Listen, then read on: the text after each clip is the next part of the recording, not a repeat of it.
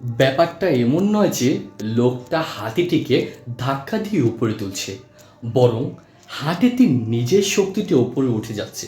কিন্তু লোকটি হাতির পেছনে হাত রাখার কারণে হাতিটি মনে করছে তাকে সাহায্য করার কেউ আছে। ব্যাস, অন্যের কাছ থেকে এই সাহসটুকু পেয়েই সে নিজের শক্তিকে উপরে উঠতে যাচ্ছে। শুধুমাত্র পেছন থেকে আপনাকে ভরসা দেওয়ার মতো একজন মানুষ যদি পান, যেমন বাবা মা, ভাই বোন, স্ত্রী, স্বামী, বন্ধু অথবা নিজের শিক্ষক কিংবা প্রিয় কোনো মানুষ, তাহলেই কিন্তু আপনি নিজের কর্মক্ষেত্রে এবং জীবনের আরও অনেক বেশি সাফল্য অর্জন করতে পারবেন।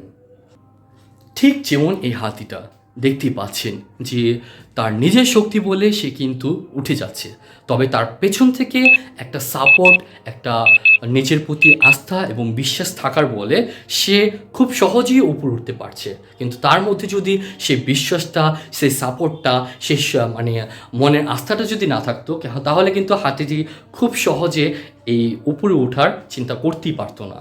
সুতরাং প্রতিটা মানুষের জীবনে একটা সাপোর্ট থাকা জরুরি। তাই আপনার জীবনেও, আপনার কাঙ্ক্ষিত জীবনে যদি সামনের দিকে এগিয়ে যেতে চান, তাহলে অবশ্যই আপনার একজন সাপোর্টেবল পার্সন দরকার। যে সাপোর্টেবল পার্সনের কারণে আপনি আপনার গন্তব্য ঠিকভাবে খুব সঠিক সময়ে আপনি সেখানে পৌঁছাতে পারবেন এবং আপনার লক্ষ্য পূর্ণ করে আপনি সফলতা অর্জন করতে পারবেন। ধন্যবাদ সবাইকে। আপনার মূল্যবান কমেন্টের মাধ্যমে জানিয়ে দেবেন আপনার সাথেও কি ঠিক এরকম সাপোর্টেবল মানুষজন আছে কি না।